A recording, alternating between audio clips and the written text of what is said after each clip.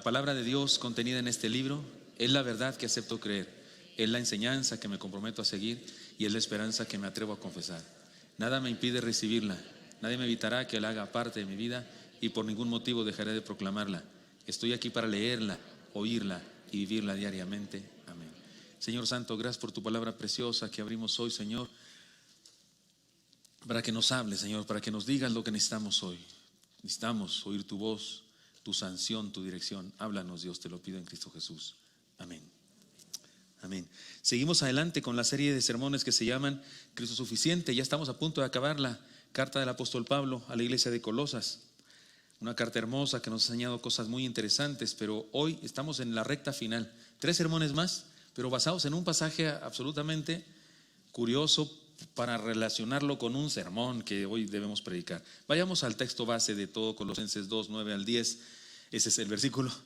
Dice así, lo leen conmigo: porque en él habita corporalmente toda la plenitud de la deidad, y vosotros estáis completos en él, que es la cabeza de todo principado y potestad. Amén, Señor, gracias.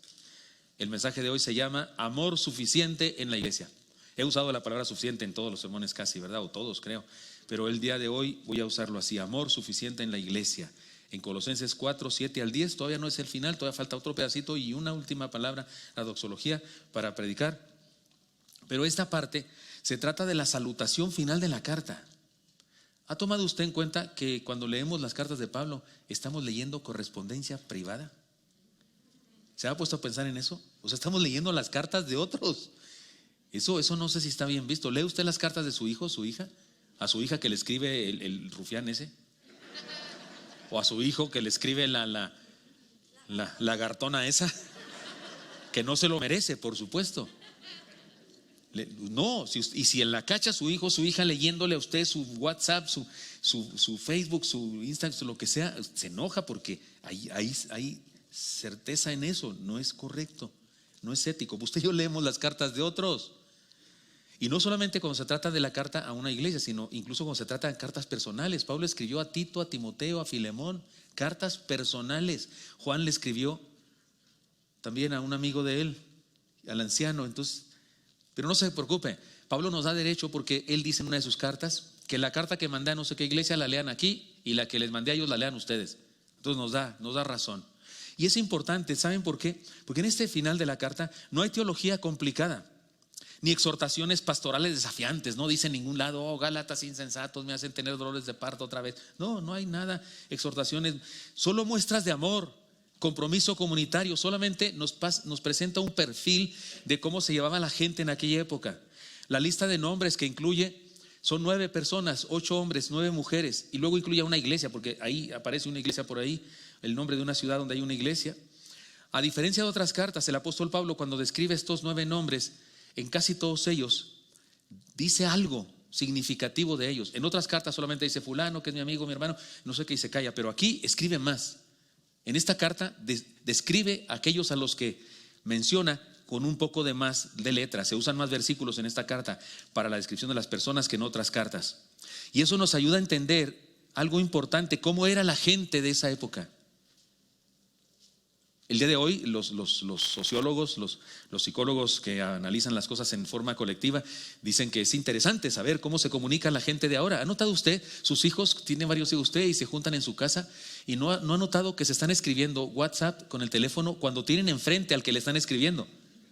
¿No ha notado usted eso? Están un grupo de jóvenes, y luego de repente uno escribe, se ríe, y luego el de allá enfrente se ríe también. Y uno dice: ¿están juntos y están hablando con otra persona? No, están hablando entre ellos. Y uno dice: ¿por qué no se levanta y le dice eso a esta persona? No, porque aquí se lo manda con monitos y cositas y fotografías y memes y no sé qué, y está más divertido. Y están sobre análisis eso, cómo se comunica la gente de ahora, cómo se hablan la gente de ahora. Les propongo algo: investiguemos cómo se escribía la gente del primer siglo. Y más que la gente, nos importa un comino los demás, la iglesia, eso nos importa. Cómo se escribía la gente de la iglesia, cómo se decían cosas. El apóstol Pablo estos 9 personajes los separa en 3 grupos diferentes. Número 1, los mensajeros, 2 mensajeros, los que llevan la carta. En segundo lugar, los compañeros de Pablo que mandan saludos, están con él pero mandan saludos, hay 5 de esos. Abordaremos 2 de ellos hoy mismo. Y luego después habla de los receptores de la carta, que son los saludados, la gente a la que saluda. Los menciona. En total 9, 8 hombres, 2 mujeres. Perdón, 8 hombres, 1 mujer. Ahora, en la cultura grecorromana sí existía correo gubernamental, sí existían correos, sí podía ir usted a un cierto lugar y dejar sus cartas, pagaba una lana y se mandaba la carta, pero algunas personas preferían utilizar sus propios mensajeros, y eso es lo que Pablo hacía. Y no era tan difícil porque en aquella época la gente viajaba, porque todo lo que hacían, todo lo que conseguían con su ganadería o con su siembra o con su artesanía se tenía que vender y cambiar, intercambiar. Los mercados eran todo en aquella cultura. Entonces la gente cuando viajaba, oye vecino, yo sé que vas a, no sé, a Tolosas o vas a Antioquía o vas a no sé dónde, por ahí tengo un amigo al que quiero mandarle una carta, por favor. Y era la manera como se hacían las cosas. Y eso estaba lindo porque era más personal, más seguro. ¿Cuántos son de mi edad o más viejos y todavía mandaban cartas manuscritas a sus amores? Y les mandaban cartas con besos y perfume entre sus hojas. ¿Cuántos? Hermanos, somos una especie en peligro de extinción. En serio, dentro de un pocos años otro pastor preguntará eso y no levantará la mano nadie. Pero hermanos, por favor, apóyenme, como dicen, cuando escribías una carta así de amor, la escribías a mano. ¿Cuál máquina ni qué nada? No, señor. No podías escribir taca, taca, taca, taca, taca, te amo mucho. No salía. No, te amo mucho. Con manuscrita. ¿Cuántos escriben todavía con manuscrita, hermano? Que no le entiende nadie más que el Espíritu Santo y nosotros. Y escribías cartas así. Y en aquella época entonces eso era lo que hacía el apóstol Pablo, y otros escribían por medio de personas, porque eso era más cercano. En estos versículos, es más, la carta tenía una extensión. Nos creemos mucho nosotros porque hacemos videoconferencias, porque mandamos audios. En aquella época también se mandaba. De hecho, Pablo con la carta de Colosas la mandó con todo y audio. Señor, como dicen en mi rancho. Se los voy a demostrar más adelante. Me recuerdan, por favor, ¿dónde está el audio? Me recuerdan, para decirles dónde está el audio. Y es más, no era solo un audio, era mejor que un holograma. Porque ahora puedes mandar un aparato, no sé qué, y aquel lo prende y lo apareces ahí tú, así como tipo la guerra de las galaxias, ¿no? Pues Pablo mandó algo así, más interesante que un holograma y que un audio. Por supuesto que sí, se lo voy a mostrar más al rato. Pero entonces cuando leemos esta porción de la carta, que dista mucho de ser un pasaje teológico, no hay ninguna palabra dominguera griega con la que yo me pueda presumir aquí de que sé ese idioma, no sé qué. No hay manera de presumir aquí porque no, todo está claro. Son palabras. Romance hermanos, romance intereclesiástico es lo que hay, y nos ayuda, es muy útil a nosotros porque nos ayuda a aprender la bendición del amor suficiente en la iglesia. Para hacer eso, entonces tengo que tomar un tiempo de introducción de describir a los personajes a los que les escribe. Primero de ellos, Tíquico. Todo lo que a mí se refiere, así comienza esta porción del texto. Todo lo que a mí se refiere os lo hará saber Tíquico. ¿Qué huele? ¿Está claro aquí que esto es mejor que un holograma? Sí mandó una carta que era un rollo. No era tipo códice como estos, nosotros le llamamos a esto libro, pero la verdad es que esto se llama códice. Los libros son rollos. Eso es un libro.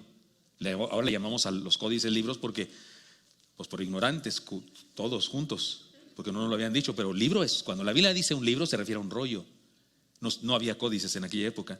Este debió ser así, un rollo chiquito porque era una carta pequeña, pero la llevó a alguien. Y luego dice, todo lo que a mí se refiere os lo hará saber Tíquico.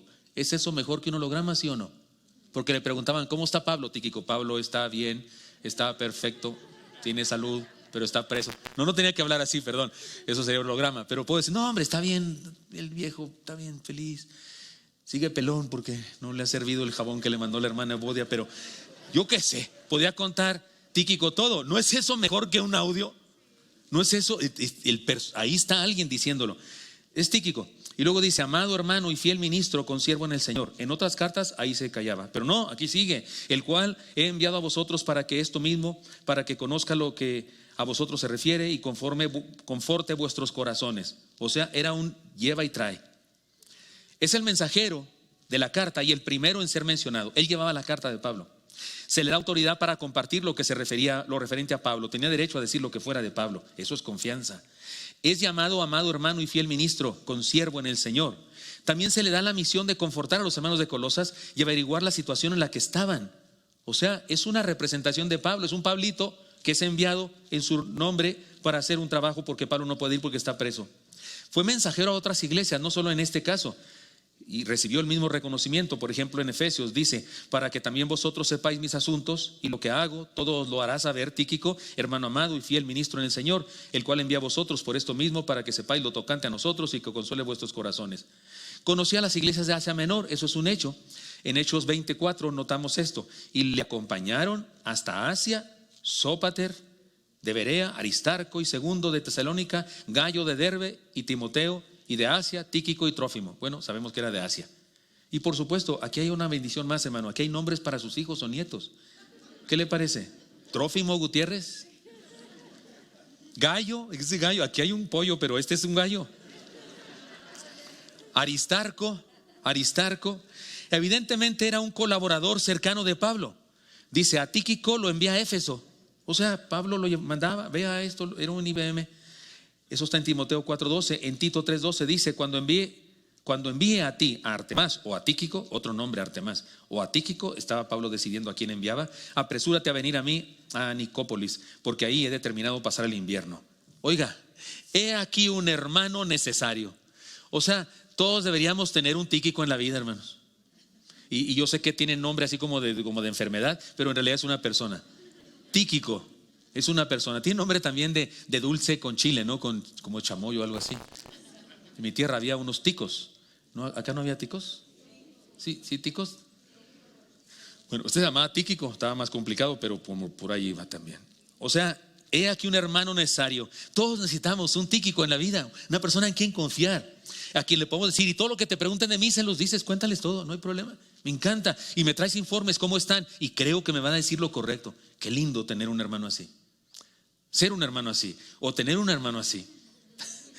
Es una dicha que no sé qué. Los jóvenes no saben de qué estoy hablando, no oyeron ese anuncio en la televisión, pero salía. Onésimo, vamos con otro nombre, Onésimo, o sea, onceavo, o sea, su hermano menor que él se llamaba décimo, tenía un noveno, octavio, séptimo, sexto, quinto.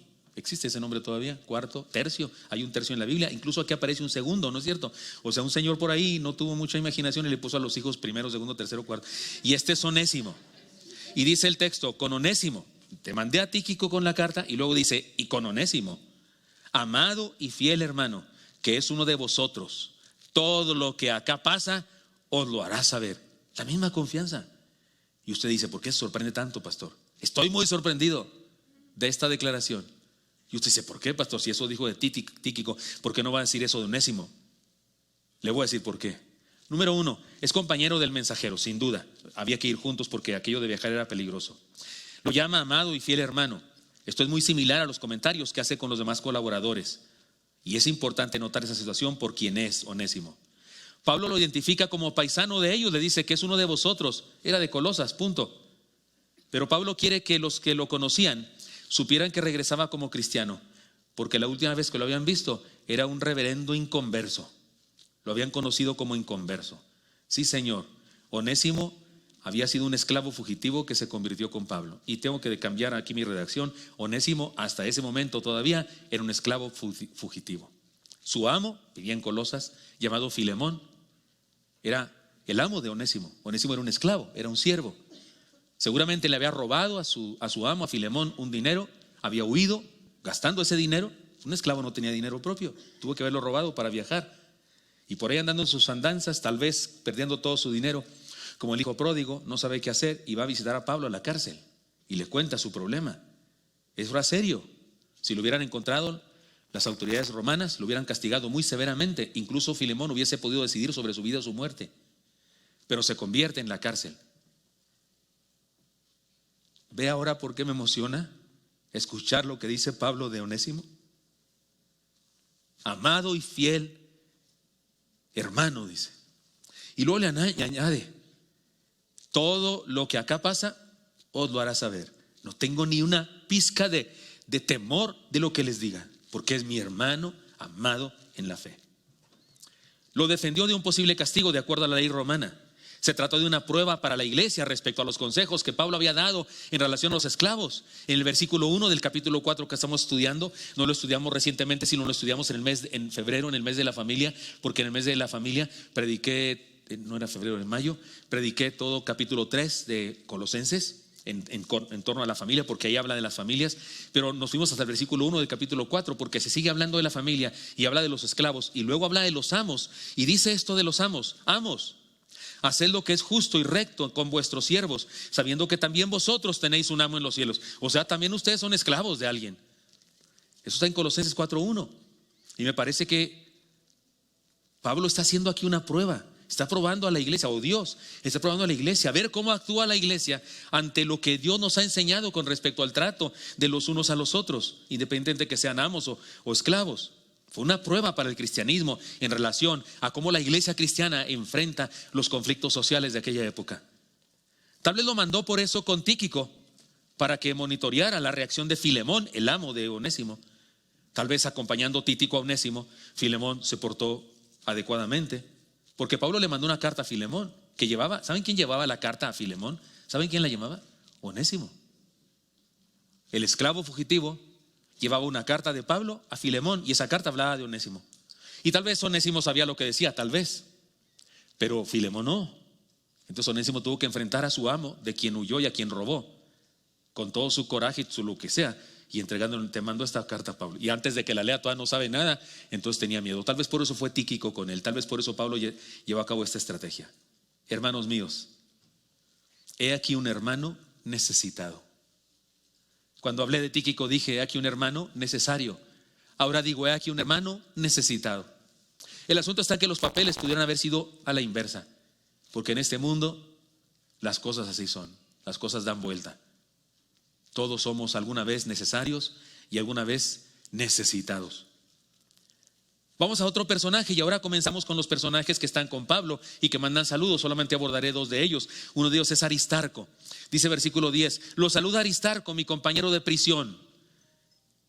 Por lo pronto sabemos que estaba preso junto con él. No es compañero solamente que lo visita, está preso junto con él. Aristarco era nativo de Tesalónica y compañero de viaje de Pablo.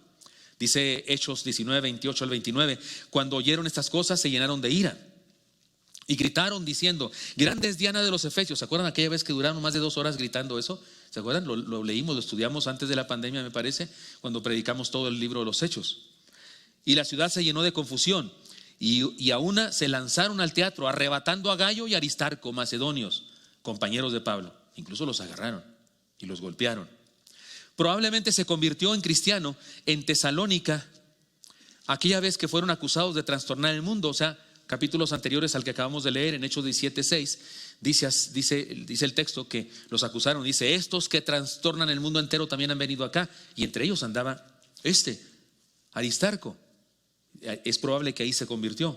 Pablo confiaba plenamente en él, y cuando se hizo la colecta para los pobres de Jerusalén, porque Pablo hacía eso, levantaba ofrendas para los hermanos de Jerusalén, Aristarco fue seleccionado como uno de los acompañantes a entregar la ofrenda, lo cual era muy delicado, porque llevaban dinero, y bastante dinero que Pablo había juntado. No podía ir solo. Y en Hechos 24 aparece la lista de los que lo acompañaron, y entre ellos está Aristarco. Debió ser una persona de mucha confianza. Aristarco permaneció con Pablo en el viaje a Roma. Dice Hechos 27:2: y embarcándonos en una nave andramitena que iba a tocar los puertos de Asia, zarpamos estando con nosotros Aristarco, macedonio de Tesalónica. Y Hechos 27:2 es cuando naufragaron y aquellas cosas, aquel viaje misionero de Pablo. Va en calidad de preso. ¿Se acuerdan? Lo estudiamos cuando estudiamos el libro de los Hechos. Y ahí va Aristarco, está con él. En Colosenses 4:10 Pablo lo llamó compañero de prisión, igual que aquí. Presumiblemente en prisión por las mismas razones que Pablo, y era uno de los 3 creyentes judíos que estaban con Pablo en ese momento. Había muchos gentiles acompañando a Pablo, pero también había judíos, y este era uno de los 3 que en ese momento están ahí con él en Roma. En el caso de Aristarco, preso también. Los otros posiblemente eran libertos, pero le acompañaban, le visitaban. He aquí un hermano entrañable. Ya encontramos uno necesario, uno necesitado, y ahora un hermano entrañable. Vayamos al último caso que Pablo menciona aquí, Marcos. Se refiere a Juan Marcos.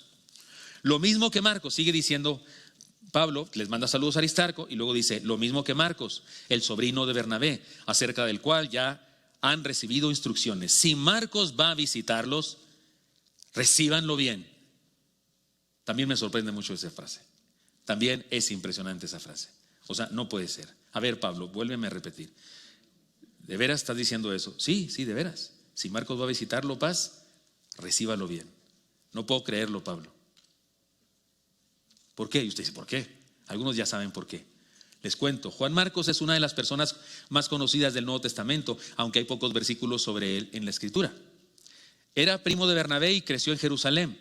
Como muchas personas del primer siglo, tenía dos nombres: un nombre judío, Juan; un nombre helénico o grecorromano, Marcos, porque así era la gente de aquella época, especialmente los judíos. Tenían hijos, les ponían nombres de las dos culturas para pertenecer a ambas, como el día de hoy, ¿no? Le llamamos hay gente que le pusieron a una niña Xochitl Janet. O sea, uno acá de Chimal, de Chalchihuitán, de Maya, y el otro, ¿no? O por ejemplo, no sé, Matías, ¿qué dijeron? Brian, o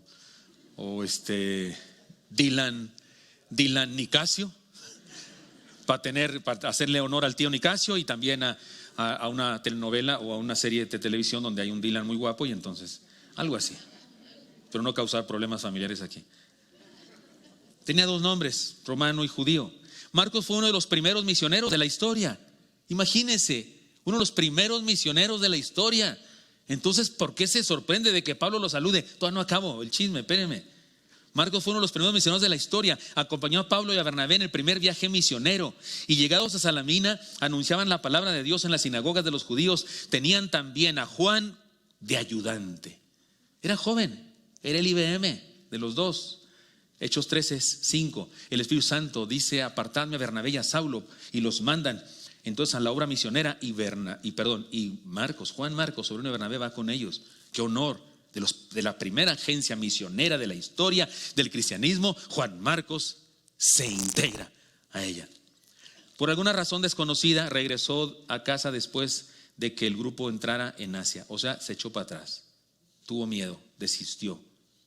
Y es grave. Mire lo que dice Hechos 13:13. Mire, no es que numerito, 13:13.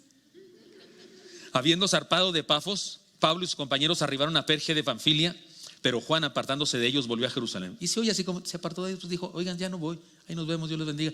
No, es serio, porque mire, a causa de eso se convirtió en la razón de la división entre Pablo y Bernabé antes del segundo viaje misionero. ¿Quién es Bernabé? El mentor de Pablo. A Pablo los apóstoles no lo querían ni ver porque no confiaban en su conversión. Pensaban que era mentira que se había convertido. ¿Saben quién fue y se los presentó? Y les dijo: hablen con él, disipúlenlo. Yo sé que es cristiano, ya probé su espíritu, ya hablé con él. Estoy seguro que es un hermano en la fe y es tremendo predicando a los judíos. ¿Sabe quién hizo eso? Bernabé. Bernabé era de esas personas que no analiza un libro por su tapa, ni un perfume por su frasco. Era una de esas personas que creen lo que Dios puede hacer por las personas y no en lo que son en este momento. Un tipazo de primera. Por eso, cuando van a ir otra vez a confirmar a las iglesias que evangelizaron en el primer viaje misionero, ante su segundo viaje misionero, por eso Bernabé dice: sí, Pablo, vamos, porque se le ocurrió a Pablo. Y Bernabé dice: sí, Pablo, vamos. Y Juan Marcos está listo porque ahora sí quiere ir. Y Pablo dice: no, ahí sí no lo llevemos, ya fracasó, es un cobarde, ya demostró su inconsistencia. Y Bernabé dice: es un joven y es mi sobrino y quiero discipularlo, vamos a llevarlo. No lo llevamos. No, él es un apóstata cual nada, es un irresponsable, ya demostró su falta. Pablo, les leo para que no digan que estoy de chismoso aquí yo hablando mal de la gente. Dice el texto, dice, más que ya no sé dónde voy. Y hubo tal desacuerdo entre ellos, tal desacuerdo, la palabra es paroxismo. Digo, no sabe usted qué significa, pero ¿a poco no soy bien gacho? Paroxismo. O sea, ¿a usted no le gustaría tener un paroxismo? Si llega con el doctor y le dice: usted tiene un paroxismo, usted se espanta, ¿no? Significa desacuerdo, pero muy grande. Y tuvieron un tal desacuerdo, ahorita veo dónde voy, que se separaron el uno del otro. Desacuerdo entre ellos, que separaron el uno del otro. Bernabé, tomando a Marcos, navegó a Chipre. Oiga, no se dijeron, siempre me gusta imitarlos, no se dijeron: querido Pablo, por favor, caro de mi corazón, llevémoslo. Ay, Bernabé, lindo, hermoso, no lo llevemos. No, sí, pero ¿qué no entiendes? Que es porque sea tu sobrino no quiere decir que va a poner en riesgo las iglesias. Y a juzgar por Pablo, que llamaba Gálatas insensatos a los Gálatas y esas cosas, debió ser una discusión. Se oía hasta el mezanín del templo. Y eso que no había templo cristiano en aquella época. O sea, se pelearon. Dos gigantes de la amistad Dos tremendos personajes de la historia de la palabra del Señor. La agencia misionera, primera agencia misionera de la historia, se divide muy al estilo bautista. ¿Y quién tuvo la culpa? Marcos.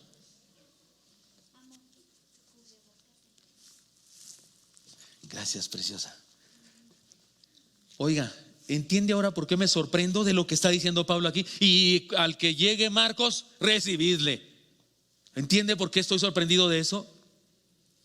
Es muy probable que en ese camino de ese viaje misionero de Bernabé por un lado y Pablo por otro con Silas, es donde Bernabé discipuló al muy puro estilo bernabenesco. ¿Cómo? Tolerante, bonachón, así como toleró a Pablo y creyó en él, así creyó en su sobrino también. Me encanta. Yo me quisiera parecer más a Bernabé que a Pablo, aquí les confieso. Si hubiese estado ahí en la discusión, yo hubiese votado a favor de Bernabé. Admiro a Pablo como no se imaginan, tremendo, ¿no? El teólogo más importante del primer siglo, sin duda, el tremendo. Pero en ese punto, para mí, que el que la regó fue él. Y Bernabé tenía la razón. Yo hubiese votado por Bernabé si hubiese habido un culto de negocios. También fue compañero de Pedro. Por las cartas de Pablo, entendemos que el problema se resolvió en algún lugar porque Pablo reconoció a Marcos como un colaborador en Colosenses 4:10 y 11, en Filipenses 24. Pablo llama, será Filipenses o Filemón, Pablo llama a Juan Marcos colaborador. También fue compañero de Pedro, Juan Marcos. Cuando Pedro escribió su primera carta, Marcos estaba con él, a juzgar por lo que Pedro dice en su carta, primera capítulo 5 versículo 13, la iglesia que está en Babilonia, elegida juntamente con vosotros, y Marcos mi hijo, os saludan. Tómala, ya tiene padre espiritual. La tradición posterior indica que Marcos escribió el evangelio de Marcos. Y si usted dice, pues ¿qué no sabíamos que fue Marcos? Es que el evangelio no dice que fue Marcos. Marcos por ningún lado escribió, yo Marcos escribo este evangelio. No tiene nombre, no tiene autor. Pero los padres de la iglesia, los discípulos nos hacen entender que fue Marcos el que lo escribió. Y al parecer lo que escribió fue lo que Pedro le dijo. Por eso la autoridad apostólica del evangelio de Marcos en realidad es la autoridad de Pedro.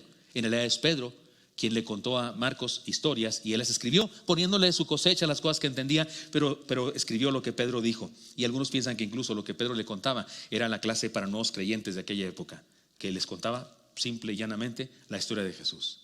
Esa era la historia, era el discipulado básico de los nuevos creyentes, contar la historia de Jesús.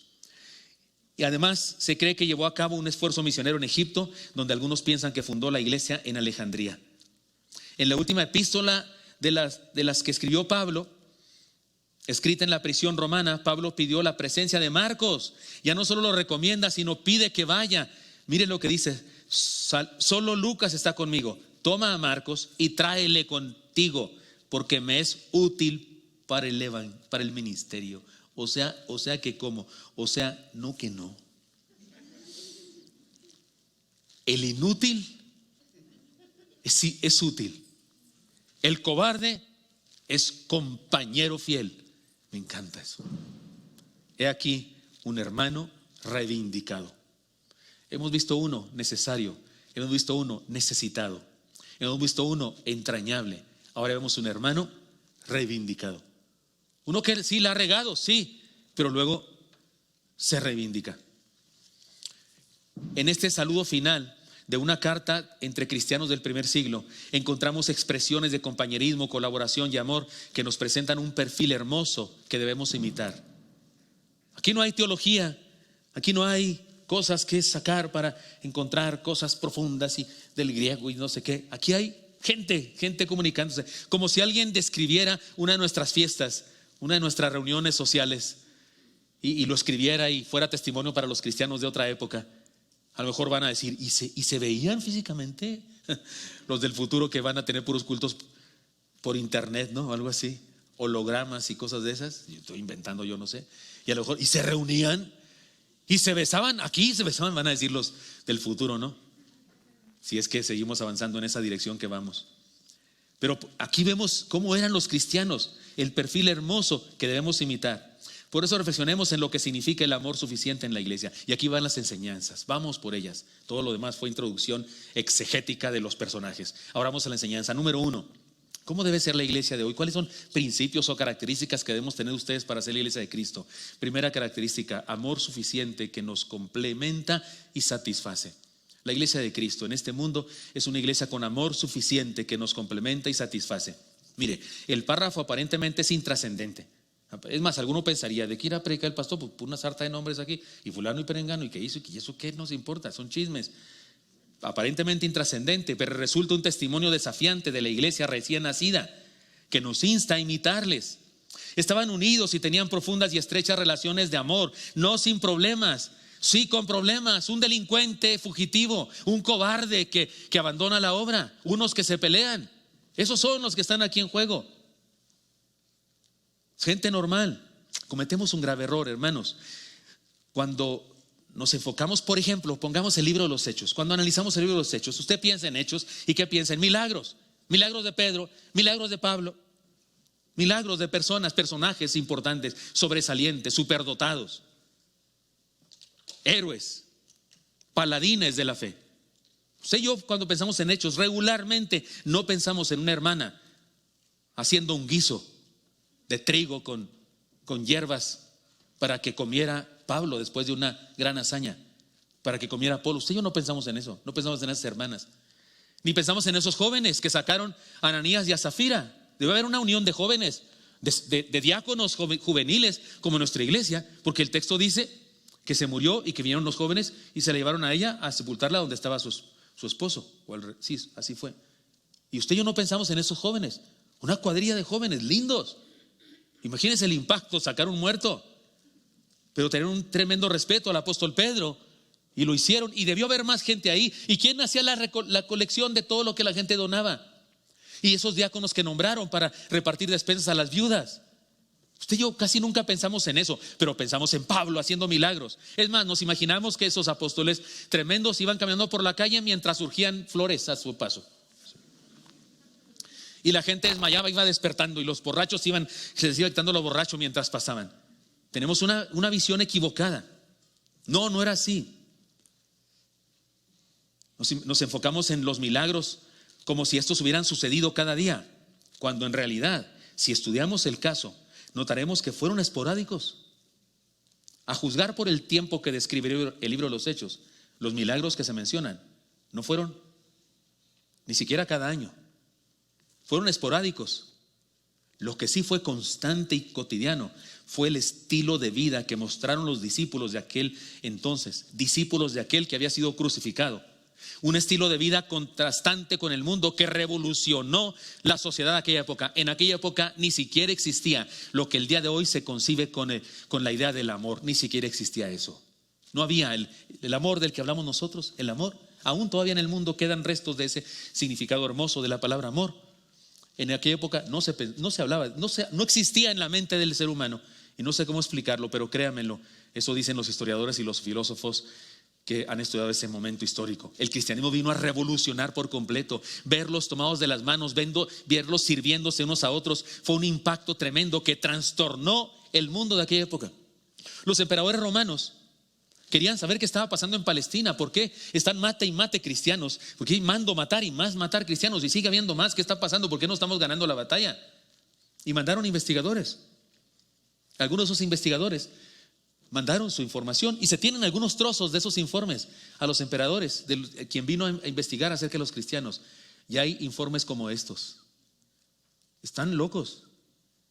Creen en un tal líder que fue crucificado, pero mueren por él, abrazados en el circo romano. Las fieras les comen parte de sus cuerpos, y ellos siguen gritando alabanzas a su Dios, a quien nadie puede ver. Se impresionaban de eso. No, el Señor no trastornó el mundo grecorromano haciendo portentos, resucitando muertos, haciendo que cojos brincaran. No, eso fue esporádico. El Señor trastornó, revolucionó el mundo de aquella época usando comunidades de gente sencilla, gente que tenía un estilo de vida revolucionario.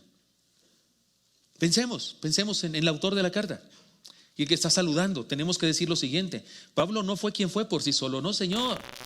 No, Señor, él no llegó del cielo ni en un carro de fuego. Él no apareció de repente en el desierto. No, Señor, él fue creado. Él lo hizo Dios, y lo hizo usando personas. Usó a Esteban. Esteban fue el impacto del evangelismo con su testimonio para Pablo. La Biblia dice que cuando mataron a Esteban, los que apedrearon a Esteban, lo lapidaron, lo mataron, trajeron sus ropas a los pies de un joven llamado Saulo.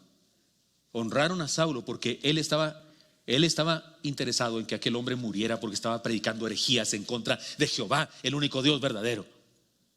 Ese es Pablo. Dígame una cosa, él no era cristiano, nadie lo conocía en la iglesia.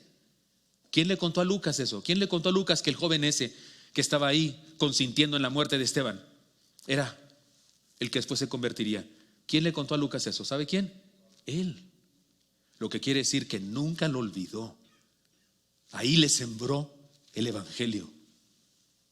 Ananías, aquel discípulo que no sabemos quién exactamente en Damasco, fue y lo tocó con el discipulado atrevido, porque estaba tocando a un perseguidor de cristianos. Un grupo de desconocidos le salvó con el servicio que ama. Un grupo de desconocidos lo descolgó en la ciudad de Damasco en una canasta con una cuerda y le salvó la vida. Aún mata cristianos. Bernabé, el bonachón, le transformó con el compañerismo que integra, porque Bernabé creyó en su conversión, le ofreció su amistad. De hecho, cuando él y Saulo fueron escogidos por el Espíritu Santo para el ministerio, el texto dice, y el Espíritu Santo dijo: apartadme a Bernabé y a Saulo. Después más adelante dice Bernabé y Saulo, y al rato dice Saulo y Bernabé, y al rato dice Saulo y sus compañeros.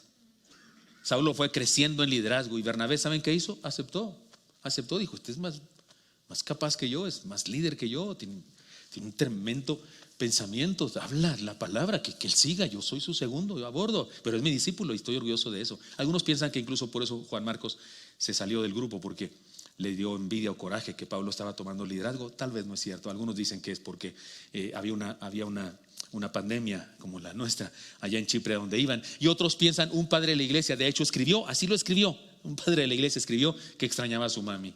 Ay, qué tierno, ¿verdad? Yo me quedo con esa, pienso que eso fue. Pero Dios usó a Esteban, a Ananías, a un grupo de desconocidos, a Bernabé. Dios usó a otros para hacer de él quien llegó a ser. No, Pablo no fue quien fue por sí solo. Pablo no escribió sus 13 cartas solo. No, en casi todas sus cartas menciona a un autor secundario. En esta Colosenses dice: yo, Pablo, apóstol de Jesucristo, y el hermano y el hermano Timoteo. ¿Timoteo? Sí.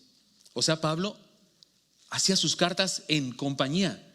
Para todas sus cartas fue ayudado por un escribano. Se cree que Títico era muy a menudo su escribano. Alguien le dio informes que motivaron sus escritos. O sea, hizo escritos de sus cartas porque alguien le contó algo. Alguien le llevó esas cartas a su destino. Alguien le acompañaba en sus viajes y en su prisión. Alguien vivió sus aventuras y sufrimientos. Varias iglesias lo sostuvieron con recursos económicos. Sostuvieron su ministerio con ofrendas. Hermanos míos, el cristianismo del primer siglo no es de superhéroes, no es una iglesia de superhéroes solitarios que se la pasan haciendo milagros a diestra y siniestra. No, Señor, así no es el cristianismo, no lo imaginemos así. Porque cuando pensamos en la iglesia primitiva, bueno, yo siempre pensaba en la iglesia primitiva como una iglesia así con vestidos de Pablo Mármol y Pedro Picapiedra, porque decían primitiva, ¿no? Y me los imaginaba con un garrote así los cristianos, bunga, bunga, así. Pero primitiva significa los primeros cristianos. Y cuando usted y yo pensamos en los primeros cristianos, siempre nos imaginamos en los héroes gigantes, en los grandes héroes. No es así. La iglesia primitiva era una comunidad de gente sencilla y común, viviendo en comunidad con tanto amor, con tanta comunión y pasión por la gente, que trastornaron al mundo por su manera de ser. Porque en la misma iglesia había libertos, es decir, amos, y había esclavos, y tenían los mismos privilegios y podían tener cargos en la iglesia, porque en la iglesia no había diferencia por las enseñanzas del Maestro Jesús. Y aunque Jesús nunca dijo: amos, liberen a sus esclavos, el esclavismo es un sistema social corrupto, nunca dijo el Señor eso. Sin embargo, el amor que enseñó sí acabó con el esclavismo a través de la historia, pero no a través de una ley o una revolución armada, sino a través de una revolución de amor que transformó. Hermanos míos, esta iglesia llamada primitiva trastornó el mundo con esta vivencia común, no con héroes, no con superdotados realizando hazañas grandiosas. Eso nunca ha transformado a nadie. Eso Jesucristo lo dijo. Él dijo: esta generación maligna y perversa pide señal, Y no les será dada señal, sino la señal del profeta Jonás, dijo Jesús.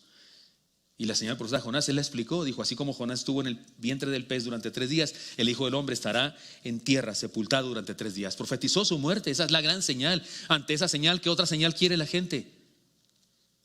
El hacer milagros y que gente resucite y ciegos vean y cojos salgan corriendo. No es lo que transformará el mundo. De hecho, eso fue esporádico en el libro de los Hechos. Lo que fue permanente, persistente y lo que fue que tocó las fibras y los cimientos de la sociedad fue la vida cristiana llena de amor, de respeto.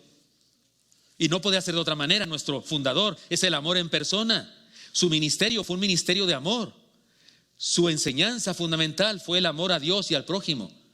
Su desafío fue amar incluso a los enemigos. Y su señal suprema fue morir por amor en la cruz del Calvario. ¿Cómo iba a ser de otra manera? ¿Cómo la iglesia de Cristo iba a ser otra cosa que no eso? Hermanos míos, seamos la iglesia del Señor Jesucristo que vive y sigue por un amor suficiente que complementa. Primera idea entonces, primera enseñanza, amor suficiente que nos complementa y satisface. No estamos solos, no estamos solos. Por eso cada cosa que ustedes puedan decir de un pastor, lo dicen de ustedes mismos. Usted no puede echarle piropos o decir una alabanza a un siervo de Dios si no está hablando de sí mismo siempre, porque un pastor no es quien es por sí solo, es por la gracia de Dios, pero por la gracia de Dios mostrada en aquellos a los que sirve, porque cuando esos a los que sirve son gente buena, gente que colabora, gente que ama también, entonces eso es el milagro más grande que trastorna el mundo. Así es que todo lo que hayan dicho de mí, botellita de Jerez. Dice otra cosa la palabra: amor suficiente que nos redime y perfecciona. Estos primeros 4 personajes que Pablo menciona, Tíquico, Onésimo, Aristarco y Juan Marcos, son como en cualquier comunidad humana, gente que viene de diferentes lugares. Usted agarre a 4 hermanos aquí de diferentes bancas y le aseguro que son de diferente lugar, de diferente cultura, de diferente profesión, educación, circunstancias sociales. Sin embargo, a todos ellos, a estos 4, Pablo los honra con sus palabras de alabanza y recomendaciones. Ahora, no resulta extraño que diga cosas lindas de Tíquico y Aristarco. Eran personas conocidas por su buena reputación, pero sí significa mucho que hablara tan bonito de Onésimo y de Juan Marcos. Ya expliqué por qué. He aquí otra hermosa enseñanza entonces: el amor suficiente que nos redime y perfecciona. El amor de la iglesia nos redime de nuestro tortuoso pasado con la conversión y el nuevo nacimiento. Onésimo fue un esclavo fugitivo que se escapó de Filemón, ya lo dijimos, y robó a su amo, pero llegó hasta Pablo de alguna manera que no sabemos cómo y se convierte, y Pablo lo regresa a su amo para que lo reciba como hermano. Mire lo que le escribe Pablo a Filemón en su carta a Filemón, versículos 10 al 14 del único capítulo de esta carta. Dice: te ruego por mi hijo Onésimo, a quien engendré en mis prisiones, por mi hijo Onésimo, a quien engendré en mis prisiones, el cual en otro tiempo te fue inútil, pero ahora a ti y a mí nos es útil. El cual vuelvo a enviarte, tú puedes recibirle como a mí mismo. Yo quisiera retenerle conmigo para que en lugar tuyo me sirviese en mis prisiones por el evangelio, pero nada quise hacer sin tu consentimiento, para que tu favor no fuese como necesidad, sino voluntario. ¿Le llama hijo? ¿Lo engendré en mis prisiones? Me gustaría quedarme con él, que me ayudara, pero es tuyo y te lo tengo que regresar, porque no quería que fuera, ya me quedé con él, como la vez, y por obligación dijeras, está bueno. No, además no era esa la razón de Pablo. La razón era que quería hacer crecer a Filemón, que estuviera frente a su delincuente esclavo que le robó y que huyó, y que actuara como cristiano. Hermanos míos, el amor de la iglesia nos redime de nuestros graves errores con el perdón. En este caso, Onésimo fue redimido por salvación, se convirtió. Pero el amor de la iglesia también nos redime de nuestros graves errores cuando ya somos cristianos. Y ya no es la redención la que ocupamos, porque ya somos redimidos, pero nos hemos portado mal. Pero la iglesia nos redime con perdón. Juan Marcos vivió varios fracasos como joven, que trataba de seguir al Señor Jesucristo. Este asunto de abandonar la obra misionera no es el único fracaso que tuvo. Es muy probable, no digo que tenga que ser así, porque no tengo manera de tener 100% la certeza, pero algunos piensan que ahí en el Evangelio de Marcos hay un pasaje curiosito. donde dice, es un pasaje tremendo, cuando los soldados romanos ubicados en el templo van con los sacerdotes a apresar al Señor Jesucristo y lo toman, lo apresan. Es ese momento cuando Pedro corta oreja. ¿Se acuerdan que se creía torero? Y cortó oreja a Malco y todo. Es ese momento. Y luego dicen 2 versiculitos. Dice, y cierto joven que andaba ahí envuelto en una sábana, le jalaron la sábana y salió corriendo desnudo. O sea, qué escena más cómica, ¿no? Una escena de un mega oso. O sea, te pasa eso y te quieres morir, no regresas, te vas del país, ¿no? Te pasa eso, te vas del país. Si estás en una universidad, te cambias de escuela, te cambias de nombre, es más, te das cirugía plástica para que no sepan, porque es un oso muy grande, ¿no? ¿Por qué incluye ese pasaje ahí? ¿Ese pasaje qué? En aquella época, cuando alguien escribía un libro y se refería a sí mismo, en la historia que está contando aparece él, nunca decía su nombre. El ejemplo perfecto es el de Juan, el Evangelio de Juan. Cuando se refiere a Pedro dice, y Pedro hizo esto. Cuando se refiere a Mateo, y Mateo hizo esto. Pero cuando se refiere a Juan, en el Evangelio de Juan, no dice, y Juan, no, dice, y el discípulo al que amaba a Jesús hizo esto. Y el discípulo, el otro discípulo, hay una vez que ni siquiera dice el que amaba, nomás dice, y el otro discípulo hizo esto. Y es Juan, y sabemos que es Juan, porque en otro evangelio sabemos que el que hizo eso es Juan. Pero en el Evangelio de Juan no aparece su nombre. ¿Por qué? Porque él es el escritor, por lo menos el que lo dictó también. Él es el autor de ese libro, por eso no aparece su nombre. Y algunos piensan que ese joven que iba en una sábana y que salió corriendo desnudo, porque quería seguir a Jesús, porque en su casa se reunía Jesucristo con sus padres, su padre Jacobo, el dueño del aposento alto, el lugar donde fue la llegada del Espíritu Santo, el lugar donde celebraron la Santa Cena. Era un adolescente, conoció a Jesucristo, viendo a sus discípulos estar con él y su padre. Tal vez era él, no sabemos. Y tal vez cuando fue apresado dijo, yo voy a defenderlo, no puede ser, no sé qué. Pero de repente cuando vio los catorrazos y el peligro de muerte, dijo, más vale que digan aquí corrió, que aquí quedó, no importa que corrió desnudo. Y algunos piensan que Juan Marcos pone ese pasaje para recordarnos y decirnos, soy un fracasado a quien Jesús redimió. Tal vez era él, y además su fracaso en la obra misionera. Alguna vez Pablo lo rechazó, lo despreció, lo consideró inútil. Se separó de su gran amigo Bernabé por causa de ese chamaco insolente. Sin embargo, ahora lo vemos recomendándole ampliamente. ¿Qué le parece? ¿Qué le parece? Esto solo puede pasar en la iglesia de Jesucristo. El amor de la iglesia nos redime y nos perfecciona para servir. El mismo Pablo fue redimido y perfeccionado por el amor de la iglesia. Sin esta dinámica de gracia divina en acción, dejaríamos de ser la iglesia verdadera. Porque Juan Marcos de veras se reivindicó y dijo, por favor, dígame si no, uno de los 4 evangelios lleva su nombre porque él lo escribió. ¿Qué tal? ¿Qué tal? Qué honor tan grande para haber sido llamado inútil, desechado, cobarde, fracasado, ¿no? Escribe un libro, tiene un honor que ninguno de los aquí presentes podremos tener nunca jamás en la vida. Escribe un libro inspirado por Dios, que hasta la fecha es una bendición. Es el primer evangelio escrito. Es más, Mateo y Lucas le copiaron. Y Juan no le copió porque él quiso escribir algo bastante diferente a todos los demás. Y es de este chamaco inútil, de este fracasado. Me encanta pensar en eso porque me puedo identificar perfectamente con todos estos personajes. Sin amor que redime y perfecciona, nos convertimos en una religión legalista que pone cargas y culpas a la gente, pero no transforma a nadie. Si vamos a seguir en las próximas generaciones existiendo como cristianismo, será porque amamos y somos un rebaño donde Dios redime y perfecciona las ovejas perdidas que necesitan la gracia y el amor de Dios. Esos que les encanta la guerra espiritual y que hacen línea de conga y no sé qué para andar, sácate de aquí, no sé qué, y le cantan al diablo esa canción de sácate ya de aquí, pero lanudo, déjame. Pero se la cantan de otra manera más religiosa. Fuera de aquí, Satanás. No sé, no quiero decir los nombres, pero hay gente que hace eso, reprende a Satanás y andan buscando hacer grandes milagros. Y te ato, y te condeno, y te mato. Lo que deberían atar es el egoísmo, la soberbia, la envidia y el chisme.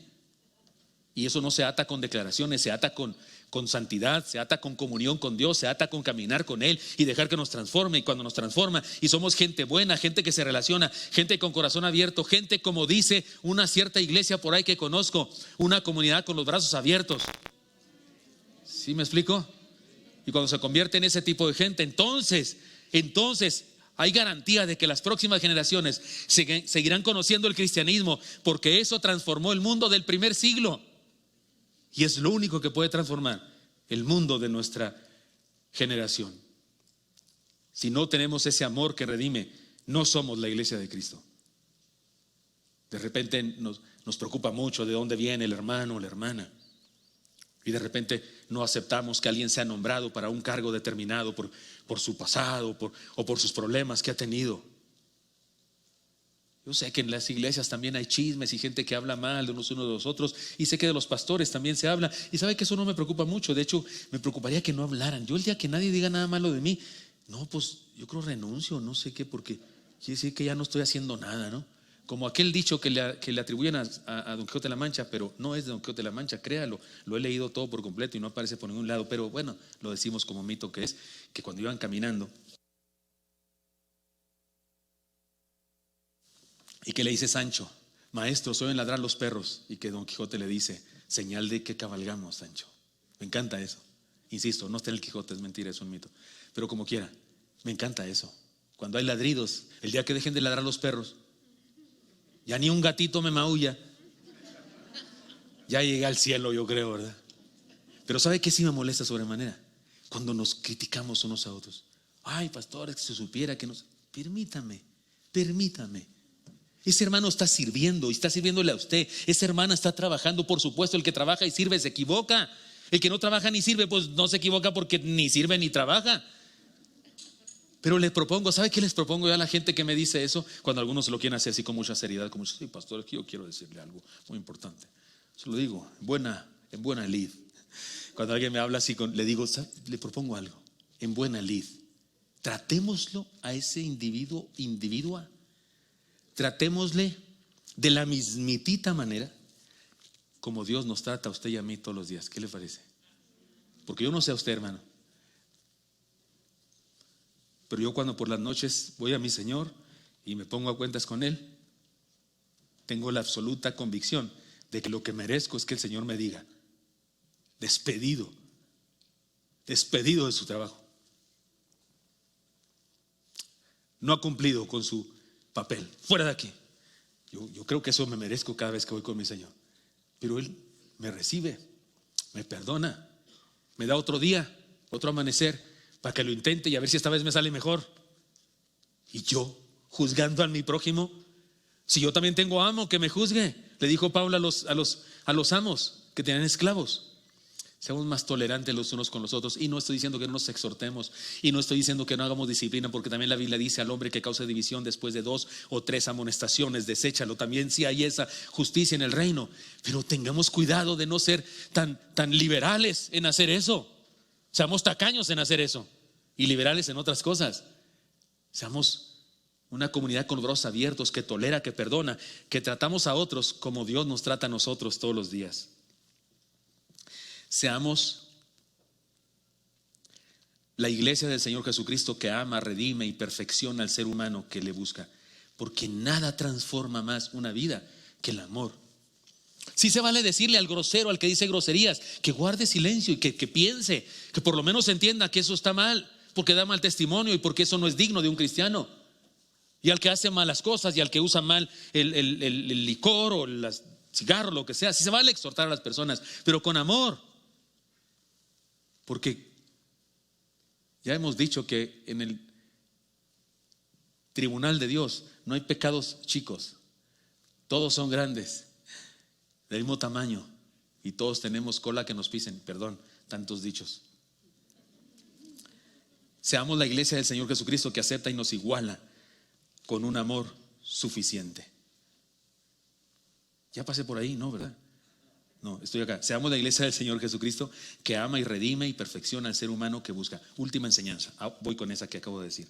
Amor suficiente que nos acepta y nos iguala. Oiga, pese a las condiciones especiales de algunos de los personajes, Pablo se refiere a ellos con la misma deferencia, confianza y reconocimiento de sus atributos.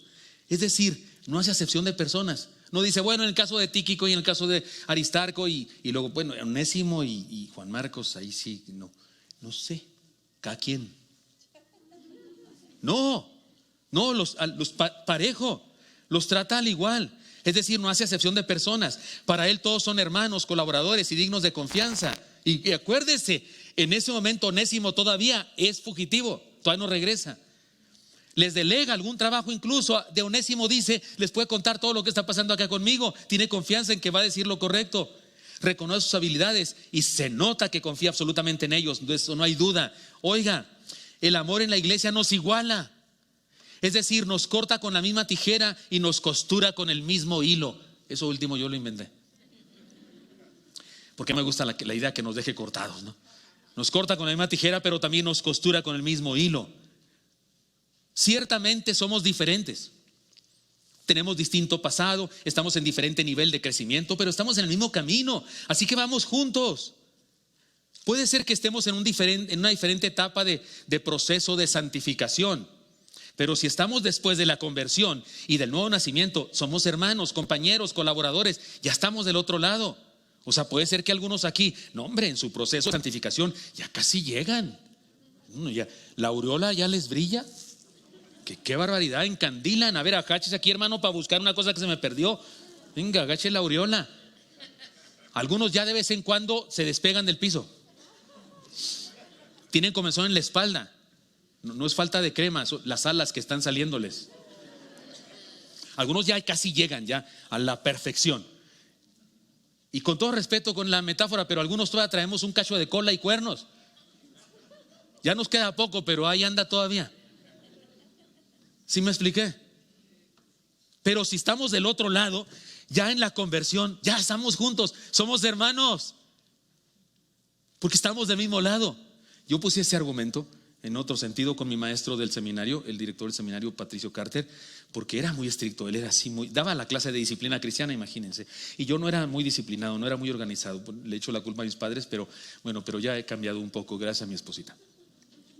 En lo teológico y pastoral y de sermones, ahí no hay remedio, tengo que dedicarme mucho. Pero así como algunos así muy matados, ordenados, no. Por ejemplo, usted va a ver mi escritorio, según yo está ordenado. Mi esposa tiene otra visión, pero eso es cada quien. Porque yo sé dónde está todo.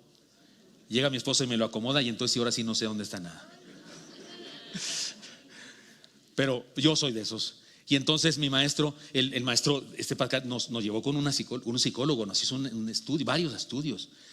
Uno nos sacó el coeficiente intelectual, no sé, el IQ se llama, esas cosas, y otros más, para saber de nosotros, y luego nos daba consejos y demás. Y a mí me exhortaba siempre, porque por mi forma de hacer mis trabajos y esas cosas, y él sabía, no los hacía mal, sacaba buenas calificaciones, fui aplicado siempre, pero el asunto de la organización. Y entonces me exhortaba. Y yo un día le tuve que decir, porque lo sentía como defraudado. Y entonces yo no lo quería decir. Yo le dije, mire, hermano, le voy a decir una cosa. Se lo expliqué con un papel a él, pero como no tengo el papel, se lo he explicado a ustedes aquí gráficamente. Le dije, mire, es que algunos compañeros del seminario venían hasta aquí de desorganizados. Y ya llegaron aquí, han avanzado en la organización. Yo no he llegado hasta ahí, yo voy acá. Porque yo andaba por acá. ¿Sí están captando? Yo estaba acá de desorganizado. He avanzado lo triple que ellos. Más que todo no los alcanzo, porque yo estaba más lejos. ¿Capta? No sé si lo estoy convenciendo a ustedes, pero a mi maestro sí lo convencí. Sí me compró el argumento. Y me dijo, Gilberto, sí, entiendo. Está bien, sigue adelante, esfuérzate más. De hecho, ya era pastor de Oreb. Y un día me lo encontré en algún lugar porque andaba promoviendo uno de sus libros. Y entonces me dijo, he oído cosas de ti y me sorprenden mucho. Y yo no quería saber mucho, pero me atreví a preguntarle, ¿para bien o para mal? Y entonces dijo, para bien, con eso tengo ya, cállese, ya no quiero saber más. Tenía miedo así, pero tal vez por eso, porque me veía tan lejos que digo, no, este va a tardar como 1000 años en llegar. Pero a lo mejor no tardé tanto. Pero ¿sabes qué? En el asunto de la santidad y el crecimiento cristiano, te acabas de convertir, eres mi hermano. Sí, tengo más años que tú. A lo mejor no he avanzado tan rápido, así es que pronto me puedes alcanzar, pero sí, sospecho que sí te llevo alguna ventaja. Pero eres mi hermano, estamos juntos, dame la mano. Como dice aquel canto, da la mano a tu hermano, da la mano, dame la mano, caminemos juntos, porque no importa, estás después de la cruz, estás después del no nacimiento, estás después de la conversión, eres parte de esta iglesia y esta iglesia te redime, te perfecciona, te suple, y tú me suples a mí y me perfeccionas a mí a pesar de que te acabas de convertir, porque en Cristo nos iguala el amor que hay entre nosotros.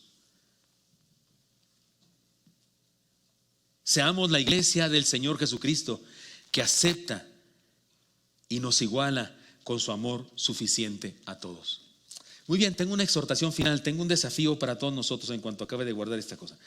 Tengo un desafío, pero debo contarles una historia que nos enorgullece, por lo menos a mí, de nuestra mexicanidad. Usted sabe que en Centroamérica y en Sudamérica a Chespirito lo adoran, más que nosotros, lloraron más que nosotros cuando murió. No sé si han visto en internet una canción que Santiago de Navídez compone a Chespirito. La canta en un concierto que no era cristiano el concierto, cantaba canciones de todas, de las que él tiene también. Y en ese concierto cantó una canción que le compuso a Chespirito. Dice muchas frases de los personajes de Chespirito, del Chavo del Ocho, de Chapulín Colorado, de la Chilindrina, etcétera, etcétera. Al final dice una frase muy linda y dice: y te quedaste al fin solo diciendo pi, pi, pi, pi, pi, pi, pi. ¿Se acuerdan? Y cuando hace eso, Santiago Benavides llora como Jeremías, el de Lamentaciones. Y llora de veras. Lo amaban. Cuando vino la primera vez acá, lo que quería hacer era comprar una torta de jamón y tomar una limonada con sabor a chía, que parece de Jamaica. Algo así dice, ¿verdad? ¿Algunos de ustedes no saben qué es eso? Y quería también un chipote chillón. Bueno, a Chespirito, antes de morir, lo entrevistaron en un programa de televisión a nivel nacional en Chile. Y le preguntaron su opinión sobre los superhéroes. Y con su estilo simpático y socarrón, que quiere decir irónico, dijo lo siguiente: dijo, no creo en los superhéroes, para héroes el Chapulín Colorado. Y luego explicó, porque los dos comentaristas se quedaron así como que presumido, ¿no? Ahora, él iba a eso y lo admiraban ellos también. Tomé nota, lo puse varias veces para transcribir tal cual lo que él dijo. Dijo lo siguiente: el heroísmo no consiste en carecer de miedo, sino en superarlo. Batman, Superman son todopoderosos, no pueden tener miedo. El Chapulín Colorado se muere de miedo porque es tonto, débil, torpe, etc. Y consciente de esas deficiencias, se enfrenta al problema. Y eso es ser un héroe. Me encantó de veras. Y luego le dijo uno de los entrevistadores: oiga, usted no es un escritor común, usted es un filósofo. Y como él se quedó muy serio porque no supo cómo recibir el halago, el otro entrevistador dijo: no contabas con su astucia. Porque estaban diciendo muchas frases de él. Y luego siguió hablando Chespirito, o sea, Roberto Gómez Bolaños, y dijo también, además, los verdaderos héroes pueden perder, pero sus ideas triunfan para siempre. Dijo: ustedes han visto a montones de personas fusiladas cuyas ideas siguen vigentes. Me gustó eso que dijo. Y me gustó para compartirlo hoy porque, insisto, cuando vemos el Nuevo Testamento y también el Antiguo Testamento, lo apreciamos o lo analizamos por sus gigantes, por sus héroes. David, que mató a Goliat; Elías, que mató a los sacerdotes de Baal; y la viuda, y las otras viudas que debió haber, y la hermana que le daba de comer al profeta, y los jóvenes que lo escuchaban en la casa de profetas, porque había una escuela de profetas en la época de Elías, Eliseo. Hay razones para saber eso en los textos. Como de eso no nos hablan mucho, pensamos siempre en los protagonistas así extraordinarios, pero la Biblia dice que los profetas del Antiguo Testamento, el Señor lo dice, que tuvieron tentaciones y debilidades como nosotros. Insisto, creo que ustedes y yo somos más héroes tipo Chespirito que tipo los superhéroes. Esto se parece mucho, lo que dijo este personaje, a lo que vemos en la carta final a los Colosenses. Los que mandaron la carta, los que la llevaron, los que la recibieron, aquellos que fueron mencionados, fueron seres humanos con sufrimientos, con temores, con esperanzas, con oración, con miedos, con fracasos, con debilidades.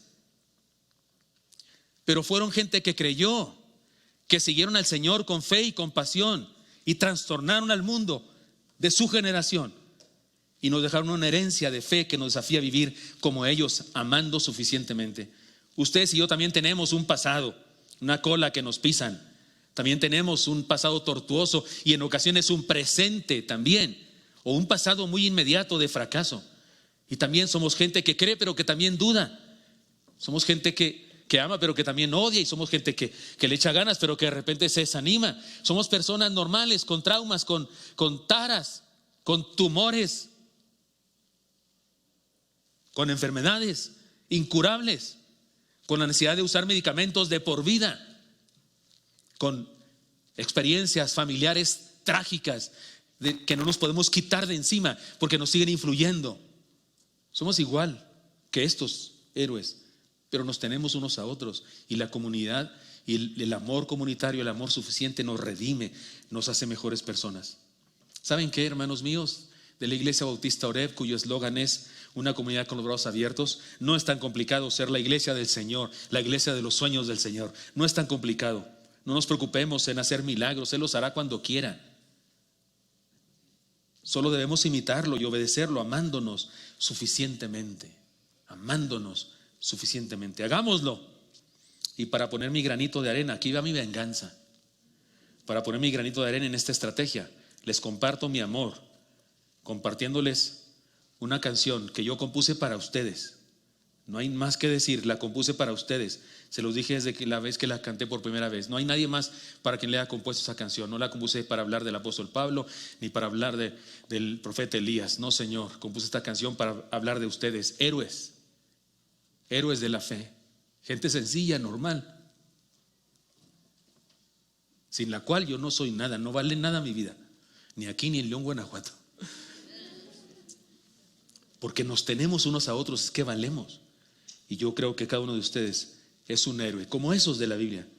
Como Tíquico, veo aquí Tíquicos, veo a Onésimos aquí, veo a Aristarcos y Juan Marcos, diferentes aquí entre nosotros. Evodias, Síntiques, Marías, hay muchas Marías en la Biblia. Veo aquí personas como las de la Biblia, gente con luchas y problemas, pero gente que ama, gente que se da. Escuchen esta canción, por favor, es mi conclusión y mi venganza, porque ya dije, a mí, a cariñosito, nadie me gana.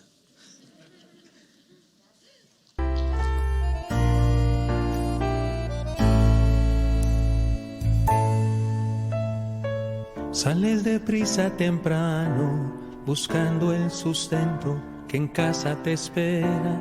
Unido, hambriento, vas bordeando caminos entre las multitudes, dejando de lado todas tus inquietudes. Que no hay tiempo de nada en este mundo que apesta, es un campo minado y regresar una apuesta. Solo hay un camino, seguirte esforzando, tu cuerpo cansado, tu alma esperando. Eres un héroe sin capa, que vives creyendo tu bondad te delata. Eres campeón sin corona, que ha dejado al pecado tirado en la lona. Desconocido en la tierra, pero famoso en el cielo. Ignorado por las redes, pero hoy la razón de esta canción.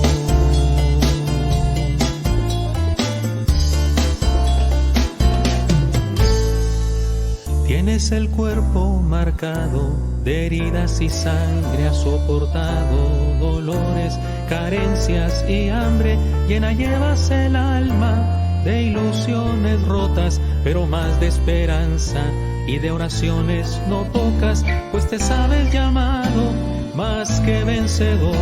Todo lo puedes en Cristo, quien es tu Señor, y levantas a otros que se han paralizado con la fe y la gracia de quien te ha perdonado. Eres un héroe sin capa, que vives creyendo tu bondad te delata. Eres campeón sin corona, que has dejado al pecado tirado en la lona. Desconocido en la tierra, pero famoso en el cielo. Ignorado por las redes, pero hoy la razón de esta canción.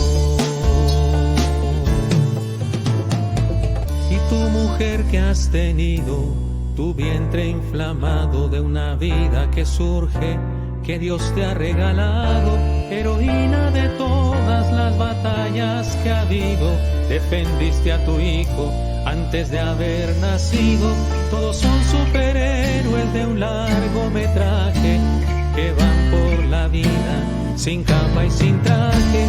Y un día glorioso han de escucharlo a él decir: bienvenido, ven buen siervo y fiel.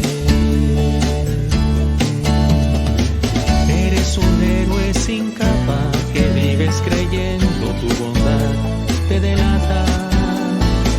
Eres campeón sin corona, que ha dejado al pecado tirado en la lona. Desconocido en la tierra, pero famoso en el cielo. Ignorado por las redes, pero hoy la razón de esta canción.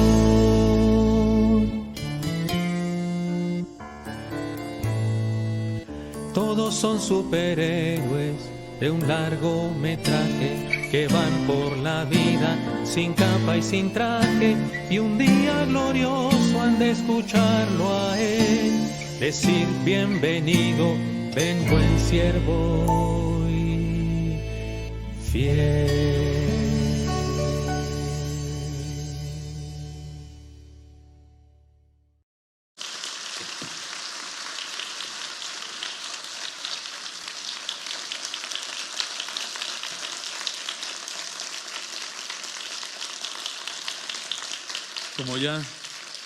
Como ya dije respecto a los aplausos, botellita de Jerez. Hace algunos años, cuando comenzaba mi ministerio pastoral, ya salido del seminario, ya en Chihuahua, había una persona que estaba poseída por un espíritu maligno.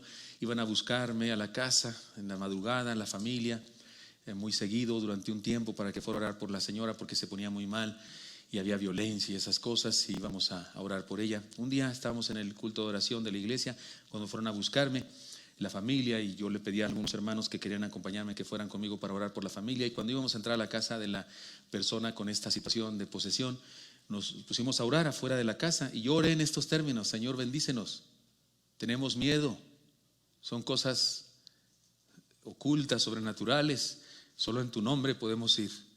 Me emociona esto por lo siguiente, porque estaba diciendo yo eso cuando dije amén. Una hermana de la congregación, de esas que hay en toda iglesia, por lo menos hay una, en algunas iglesias muy bendecidas hay varias, así con mucha actitud de santidad y esas cosas, me dijo: pastor, yo no tengo miedo. Usted oró que yo no tengo miedo. Entonces regrésese, hermana, por favor, váyase para la casa.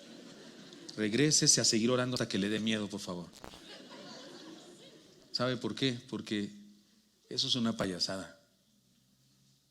Somos héroes, usted es un héroe, pero tipo Chespirito, de los que sí tenemos miedo, porque no tenemos superpoderes, ni tenemos autoridad sobre nada. Solo Él tiene autoridad y poder sobre todo. Y vamos en su nombre. Vamos a pesar del miedo, vamos a pesar de nuestras deficiencias. Si entendemos eso, entonces somos una comunidad cuyo amor sana, bendice, perfecciona, complementa, dignifica a los unos y los otros. El problema es cuando empezamos a creernos, porque nos creemos las falacias y las falsas doctrinas, las herejías de algunos que enseñan una idea que se parece más a la brujería, a la parapsicología, a la metafísica que al evangelio. El evangelio habla de seres humanos imperfectos, débiles, cansados, que buscamos descanso en el Señor. De eso habla la Escritura, y eso somos la iglesia del Señor Jesucristo. Y cuando entendemos eso, entonces somos iguales, estamos parejos todos, caminamos en el mismo trayecto, en la misma aventura de Jesús. Por eso les pido, amemos suficientemente y seamos la iglesia de Cristo. Insisto, No esperemos milagros sobrenaturales. Dios los hará cuando sea necesario y los ha hecho. Yo ahora mismo estoy pidiendo uno para mi familia. Pero creo que todos los días Él puede hacer ese milagro de hacernos una comunidad llena de amor, que hace que otros vengan y sean parte, que les sea sencillo integrarse, porque vivimos un amor suficiente. De eso habla esta porción de la palabra. No creo que sea la intención de Pablo darnos una exhortación respecto al comportamiento, pero sí creo que es la intención del Espíritu Santo al inspirarle a dar esos saludos y ayudarnos a usted y a mí a entender cómo se vivía en ese momento y entender por qué esa iglesia del primer siglo creció tan explosivamente, trastornando el mundo de aquella época. Incluso los eruditos reconocen que fue el cristianismo, la verdad y el mensaje que fundó las bases para la destrucción del terrible, inmoral imperio romano. El mundo moderno necesita una iglesia de ese tamaño, una iglesia de esas características, una iglesia con un amor suficiente que trastorna el mundo. Seamos esa iglesia, cada uno de nosotros aceptemos el reto y seamos esa iglesia, preciosos héroes, sin capa, seamos esos cristianos que Dios necesita. Señor Santo, te doy gracias porque me das permiso de hablar con mis hermanos, mis compañeros, héroes, Señor, de la fe. Y te pido, Señor, que todos nosotros seamos el Títico de alguien, el Onésimo de alguien, el Aristarco de alguien, el Juan Marcos de alguien, el Pablo de alguien. Y de esa manera seamos esa iglesia que camina por la sociedad humana y la trastorna, la toca, la impacta, Señor. Ayúdanos para que no nos convirtamos nosotros a ellos, sino que ellos se conviertan a nosotros, como dijiste también al profeta. Usa esta iglesia, úsanos a todos nosotros. Te lo pido en Cristo Jesús. Amén.